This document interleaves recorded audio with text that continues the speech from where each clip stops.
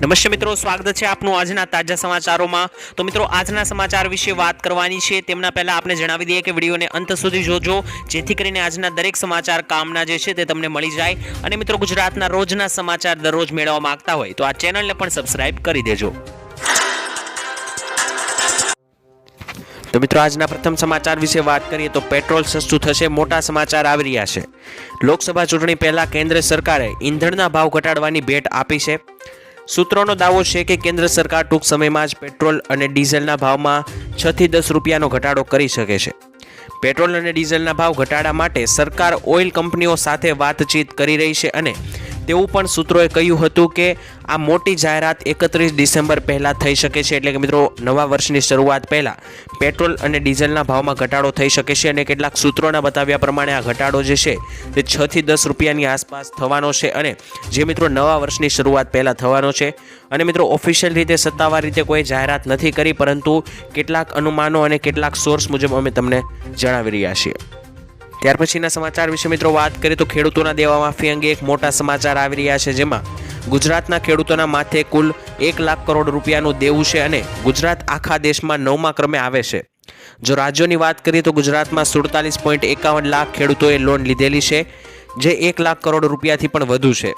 સૌથી વધુ દેવું રાજસ્થાનના ખેડૂતો પર છે તેવું કહેવામાં આવ્યું છે અને આંકડા મુજબ 99.97 લાખ ખેડૂતોએ બેંકો પાસેથી લોન રાજસ્થાનમાં લીધી છે। આ લોનની રકમ 1.47 લાખ કરોડ રૂપિયાથી પણ વધુ છે।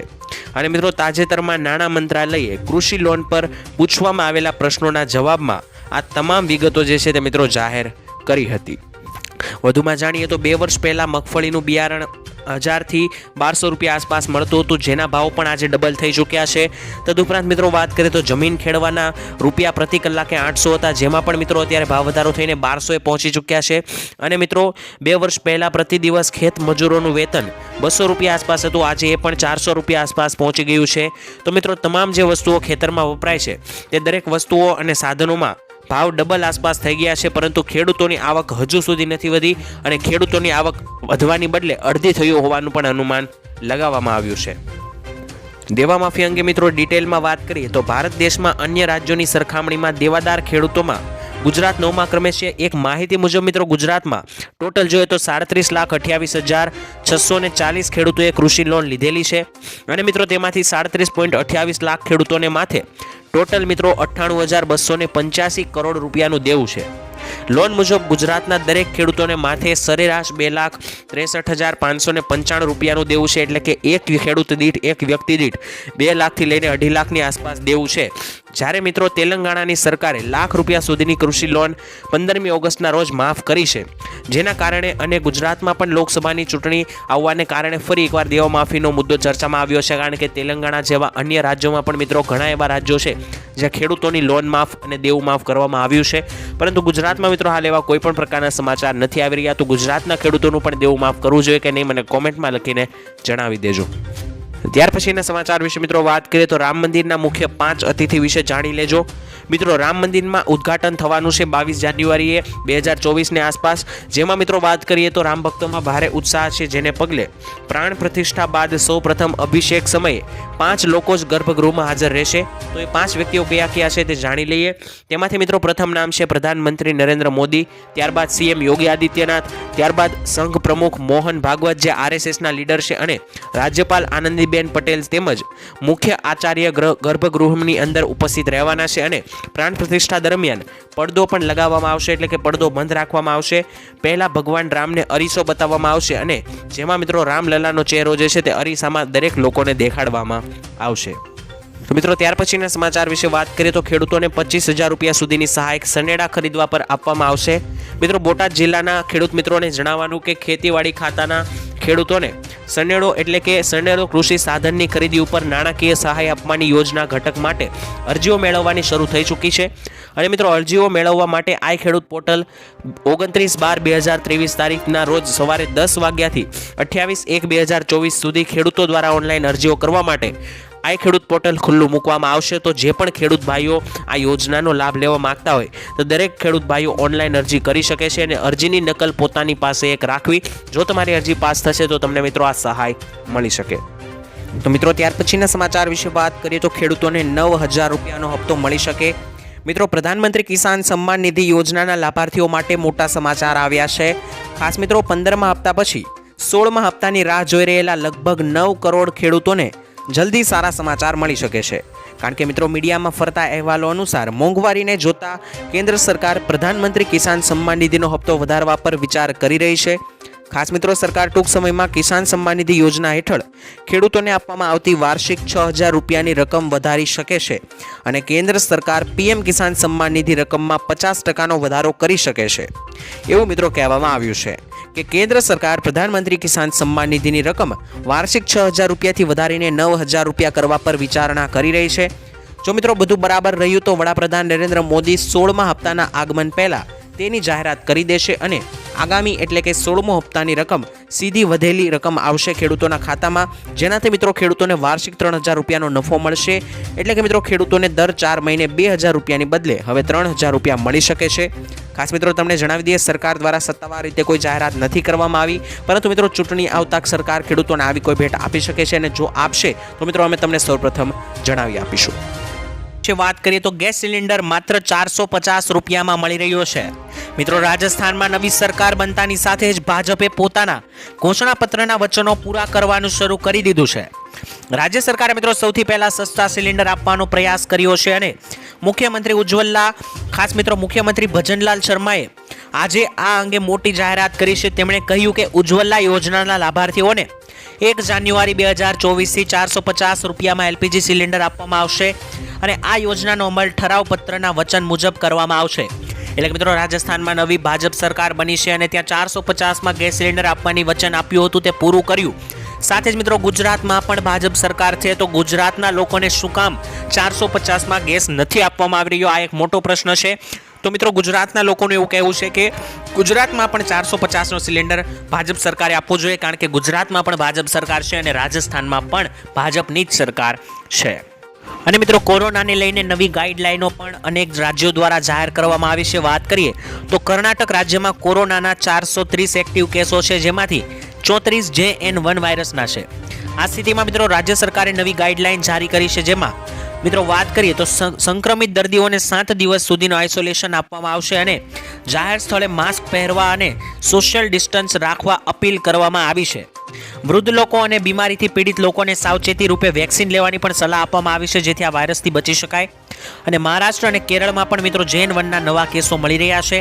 ખાસ મિત્રો કોરોનામાં જે રીતનું આઇસોલેશન જોવા મળતું હતું તેવા જ દરેક રૂલ રેગ્યુલેશન આ ગાઈડલાઇનની અંદર જાહેર કરવામાં આવ્યા છે, જેમાં સેનિટાઈઝર અને માસ્કનો યુઝ કરવાનું કહેવામાં આવ્યું છે, વૃદ્ધ લોકોને વેક્સિન લેવાનું કહેવામાં આવ્યું છે અને જે પણ મિત્રો આ વાયરસથી સંક્રમિત થાય તેમને 7 દિવસનું આઇસોલેશન પણ રાખવામાં આવશે. તો મિત્રો ત્યાર પછીના સમાચાર વિશે વાત કરીએ તો હવામાનમાં રિવર્સ ગિયર આવ્યો છે. સામાન્ય રીતે ડિસેમ્બર મહિનામાં પવનના સુસવાટા સાથે કડકડતી ઠંડી લાગતી હોય છે, જેની સરખામણીએ આ વર્ષે કંઈક ઉલટું જ થવાનું હોય તેવું હવામાન વિભાગ દ્વારા જણાવવામાં આવી રહ્યું છે. ખાસ મિત્રો હવામાન વિભાગના ડાયરેક્ટર મનોરમાબેન મોહંતીએ જણાવ્યું છે કે અઠવાડિયા સુધી વાતાવરણ શુષ્ક રહેશે, એટલે કે સૂકું રહેશે, તેમજ તાપમાન યથાવત રહેશે. સાથે જ મિત્રો 2 દિવસ બાદ તાપમાનમાં વધારો જોવા મળી શકે છે, એટલે કે મિત્રો ગરમીમાં વધારો થશે. ખાસ ઉત્તર પૂર્વીય પવનોમાં કોઈ પણ જાતનું જોર નથી અને ખાસ મિત્રો વાત કરીએ તો અત્યારે શિયાળા અંતર્ગત કેટલાક હવામાન શાસ્ત્રીઓ વરસાદની આગાહી કરી રહ્યા છે, ખાસ ઉત્તરાયણ ઉપર. અને મિત્રો મનોરમાબેન મોહંતી જેઓ હવામાન ખાતાના ડાયરેક્ટર છે તે એવું જણાવી રહ્યા છે કે આવનારા 2-3 દિવસની અંદર તાપમાન ઊંચું જશે અને ગરમીની અંદર વધારો થશે. ત્યારબાદના સમાચાર વિશે મિત્રો વાત કરીએ તો પોતાનું ઘર બનાવવા માટે સરકાર મોટી સહાય આપી રહી છે. મિત્રો ઘર બનાવવા માટે ગુજરાત સરકાર આપશે તમને 1,32,000 અથવા તો 1,20,000 રૂપિયાની સહાય. આ બંને યોજનામાંથી મિત્રો તમને કઈ યોજના લાગુ પડશે તેના વિશે વાત કરીએ તો યોજનાનો કઈ પણ મિત્રો વાત કરીએ તો સૌપ્રથમ તો મિત્રો આ યોજનાનો એક પંડિત દીનદયાળ ઉપાધ્યાય આવાસ યોજના નામ છે અને મિત્રો જેમાં તમને 1,20,000 રૂપિયાની સહાય આપવામાં આવે છે. જેમાં મિત્રો તમને પહેલો હપ્તો 60,000 રૂપિયાનો, બીજો હપ્તો 40,000 રૂપિયાનો અને ત્રીજો હપ્તો 20,000 રૂપિયાનો આપવામાં આવે છે, જેમાં તમારે ઓનલાઈન અથવા તો ઓફલાઈન ફોર્મ ભરી સબમિટ કરવાનું રહેશે. 1 થી 2 મહિનામાં તમે કરેલી અરજી પાસ થશે તેમ મિત્રો એ એકાઉન્ટ ઉપર જે તમે એકાઉન્ટ નંબર ફોર્મમાં ભર્યો હશે તે એકાઉન્ટમાં મિત્રો હપ્તા મળવાનું શરૂ થઈ જશે. અને જે પણ મિત્રો આ મકાન બનાવવાની અંદર આ યોજનાનો લાભ લેવા માંગતા હોય તો મિત્રો 1,20,000 રૂપિયાના 3 હપ્તા પેટે આ રકમ જે છે તે તમારા એકાઉન્ટમાં આવી જશે, તો તમે ફોર્મ ભરી શકો છો. મિત્રો ત્યાર પછીના સમાચાર વિશે વાત કરીએ તો આટલા દિવસ બેંકો બંધ રહેશે. મિત્રો આગામી ગણતરીના દિવસો હવે વાર કરીએ તો મિત્રો વર્ષ 2024ની શરૂઆત થવા જઈ રહી છે. ગણતરીના દિવસો રહ્યા છે ત્યારે હવે જાન્યુઆરી માસમાં મિત્રો કેટલા દિવસ બેંકો બંધ રહેવાની છે તેની રજા લિસ્ટ રિઝર્વ બેંક ઓફ ઇન્ડિયાએ બહાર પાડી છે. તે મિત્રો આવો જાણી લઈએ. મિત્રો આરબીઆઈની આ લિસ્ટ પ્રમાણે વર્ષ 2024ના પ્રથમ મહિના એટલે કે જાન્યુઆરી મહિનામાં બીજા અને ચોથા શનિવાર અને રવિવાર સિવાય કુલ 11 દિવસ માટે બેંકો બંધ રહેવા જવા જઈ રહી છે. અને જેમાં મિત્રો જાન્યુઆરી મહિનામાં પ્રજાસત્તાક દિવસ સહિત ઘણા અનેકો તહેવાર, ઉત્તરાયણ જેવા તહેવારો આવે છે, જેને લઈને મિત્રો ટોટલ 11 દિવસ બેંકો બંધ થવાની છે. તો મિત્રો તમે રજા યાદી જોઈને બેંક પર જજો, જેથી કરીને તમારે ધક્કો ના ખાવો પડે. મિત્રો ત્યાર પછીના સમાચાર વિશે વાત કરીએ તો નવું આધાર કાર્ડ બનાવવું અઘરું પડશે. મિત્રો નવું આધાર કાર્ડ બનાવવું હવે પહેલા કરતાં લોઢાના ચણા ચાવવા બરાબર થઈ જશે. મોદી સરકાર આધાર કાર્ડ માટે નવી સિસ્ટમ લાગુ કરવા જઈ રહી છે. ખાસ મિત્રો આ અંતર્ગત નવા આધાર કાર્ડ માટે અરજી કરનારાઓનું વેરિફિકેશન રાજ્ય સરકાર દ્વારા કરવામાં આવશે અને આ પાસપોર્ટ વેરિફિકેશન જેવું રહેશે. એસડીએમ સ્તરના અધિકારીઓની મંજૂરી બાદ જ નવું આધાર કાર્ડ આપવામાં આવશે. ખાસ મિત્રો આ પ્રક્રિયા ફક્ત 18 વર્ષ પૂર્ણ કરનારા યુવાનો માટે જ લાગુ થશે અને નવી સિસ્ટમમાં નવો આધાર જારી કરવામાં 180 દિવસ જેટલો મિત્રો સમય લાગી શકે છે. એટલે કે મિત્રો હવે નવું આધાર કાર્ડ કાઢવું 18 વર્ષથી ઉપરના લોકો માટે લોઢાના ચણા ચાવવા બરાબર રહેશે. ત્યાર પછીના મિત્રો સમાચાર વિશે વાત કરીએ તો ખેડૂતોએ પોતાનું દુઃખ વ્યક્ત કર્યું. મિત્રો ખેડૂતોએ જણાવ્યું કે બાગાયતી ખેતીમાં સરકારે જાહેર કરેલું રાહત પેકેજ ખૂબ જ ઓછું કહેવાય છે, કારણ કે બાગાયતી ખેતી પાછળ ખર્ચો પણ વધુ થતો હોય છે અને ખૂબ જ મહેનત પછી આ પાકો તૈયાર થતા હોય છે. તેમજ અત્યારે જે પરિસ્થિતિનું નિર્માણ થયું તે પ્રમાણે તો સહાય તો ફક્ત ખેતરની સફાઈ કરવામાં જ ખર્ચાઈ જાય છે તેવી પરિસ્થિતિ છે. એટલે કે મિત્રો ખેડૂતો એમ કહેવા માંગે છે કે સરકાર તરફથી જે સહાય મળે છે તે તો માત્ર તેના ખેતરને સાફ સફાઈ કરવામાં જ ખર્ચાઈ જાય છે. બાકી મિત્રો બાગાયતી ખેતીમાં ખૂબ જ ખર્ચો થાય છે, જેમને લઈને અને ખેડૂતોની એમાં મહેનત પણ ખૂબ જ હોય છે, ત્યારબાદ પાક મળતા હોય છે, તો જેને લઈને મિત્રો ખેડૂતોએ પોતાનું દુઃખ વ્યક્ત કર્યું. તો મિત્રો ત્યાર પછીના સમાચાર વિશે વાત કરીએ તો મહિલાઓને 6,000 રૂપિયા સહાય જાહેર. મિત્રો મહિલાઓ માટે ખુશખબર આવી રહી છે, જેમાં કેન્દ્ર સરકાર આપશે 6,000 રૂપિયા સુધીની સહાય. મિત્રો પ્રધાનમંત્રી માતૃત્વ વંદના યોજનામાં પ્રથમ વખત ગર્ભવતી અને સ્તનપાન કરાવતી મહિલાઓને નાણાકીય સહાય આપવામાં આવે છે. આ યોજના હેઠળ મિત્રો આ યોજના 1 જાન્યુઆરી 2017ના રોજ શરૂ કરવામાં આવી હતી. તે મિત્રો પ્રધાનમંત્રી ગર્ભાવસ્થા સહાય યોજના તરીકે પણ ઓળખાય છે અને આ યોજનાનો હેતુ માતા અને બાળક બંનેની સારી સંભાળ લેવાનો છે, જેથી કરીને મિત્રો ગરીબ વર્ગનો જો કોઈ પરિવાર હોય તો મિત્રો તેના બાળકને પણ સારું એવું ભરણ પોષણ મળી રહે. તે અંતર્ગત મિત્રો જે છે તે ગર્ભવતી મહિલાઓને સરકાર તરફથી 6,000 રૂપિયાની સહાય આપવામાં આવે છે. ત્યારબાદના સમાચાર વિશે મિત્રો વાત કરીએ તો મોદીની ખેડૂતોને મોટી ભેટ. મિત્રો પીએમ મોદી ગુજરાત બાદ રાજસ્થાનમાં પણ અનેક કાર્યક્રમો યોજ્યા હતા પાછલા સમયમાં, જેમાં મિત્રો એના એક કાર્યક્રમમાં તેણે મોટી સંખ્યામાં ખેડૂતો જોડાયા હતા. ત્યારે મોદીએ મિત્રો એક વાત કહી હતી જે ખાસ અગત્યની છે. મિત્રો પીએમ મોદીએ માહિતી આપી કે ભારતમાં યુરિયાની જે થેલીની કિંમત 266 રૂપિયા છે, તેની કિંમત પાકિસ્તાનમાં આશરે 800 રૂપિયા, બાંગ્લાદેશમાં આશરે 720 રૂપિયા, ચીનમાં તેની કિંમત 2100 રૂપિયા અને અમેરિકામાં આ કોથળીની કિંમત 3,000 રૂપિયા છે. મિત્રો યુરિયાની જે કિંમત અહીંયા 200 રૂપિયા છે, અરાઉન્ડ 200 થી 250 રૂપિયા છે, તે જ થેલીની કિંમત મિત્રો પાકિસ્તાનમાં 800 અને અમેરિકામાં તો 3,000 સુધી છે. મિત્રો મોદીએ કહ્યું કે યુરિયાના ભાવ સંદર્ભે આપણા ખેડૂતોને સરકાર પરેશાન નહીં થવા દે. મિત્રો તમે વિચારી શકો આપણી સરકાર યુરિયા કેટલું સસ્તું ખેડૂતોને આપી રહી છે. તો મિત્રો આજના પ્રથમ સમાચાર વિશે વાત કરીએ તો 100 રૂપિયાની નોટ શું બંધ થઈ જશે? મિત્રો સોશિયલ મીડિયા પર 100 રૂપિયાની જૂની નોટોને લઈને એક પોસ્ટ વાયરલ થઈ રહી છે, જેમાં એવું કહેવામાં આવી રહ્યું છે કે રિઝર્વ બેંક ઓફ ઇન્ડિયા એટલે કે આરબીઆઈએ 31 માર્ચ 2024 સુધીમાં 100 રૂપિયાની જૂની નોટો બદલવા માટે કહ્યું છે અને મિત્રો તે હવે ચલણમાં રહી નથી તેવું કહેવામાં આવી રહ્યું છે. પરંતુ શું ખરેખર આરબીઆઈએ આવી કોઈ જાહેરાત કરી છે કે નહીં તે જાણીએ. મિત્રો સોશિયલ મીડિયા પર 100 રૂપિયાની જૂની નોટને લઈને કરાઈ રહેલા દાવાની HD ન્યૂઝની ટીમે તપાસ કરતા જાણવા મળ્યું છે કે RBI દ્વારા આવા કોઈ પણ પ્રકારની સૂચના આપવામાં નથી આવી. કેટલાક લોકો જે છે તે આ ફેક મેસેજને ફોરવર્ડ કરી રહ્યા છે. એટલે કે મિત્રો આ ટોટલ આ સંપૂર્ણ પ્રકારે એક અફવા છે. આ કોઈ પણ સાચા ન્યૂઝ નથી. તો તમે જો આવો કોઈ સમાચાર સાંભળો કે 100 રૂપિયાની જૂની નોટ બંધ થઈ જશે તો મિત્રો તેને ખોટા સમાચાર ગણજો. તે અફવા છે. અત્યારે કોઈ પણ એવો મિત્રો નિર્ણય નથી લેવાયો અને કોઈ પણ મિત્રો એવા પ્રકારના ન્યૂઝ પણ નથી આવ્યા. માટે આ એક અફવા સ્વરૂપે તમે લઈ શકો. મિત્રો ત્યાર પછીના સમાચાર વિશે વાત કરીએ તો માવઠાને કારણે 82 કરોડ રૂપિયાનું નુકસાન થયું છે. મિત્રો 52,032 ખેડૂતોને આ નુકસાન થયું હોવાનું મનાય છે. મિત્રો આ વર્ષના આંકડા છે. માવઠાના કારણે મિત્રો ડાંગ, પંચમહાલ, અમદાવાદ, બનાસકાંઠા, પાટણ, સુરેન્દ્રનગર, સુરત, નવસારી, તાપી, આણંદ, ખેડા અને રાજકોટમાં અસર થવા પામી હતી. કુલ મિત્રો 52 તાલુકાના 2,755 ગામડાઓ અસરગ્રસ્ત થયા હતા. તેમાંથી પણ મિત્રો 1747 ગામમાં કૃષિ પાકને નુકસાન થયું હતું.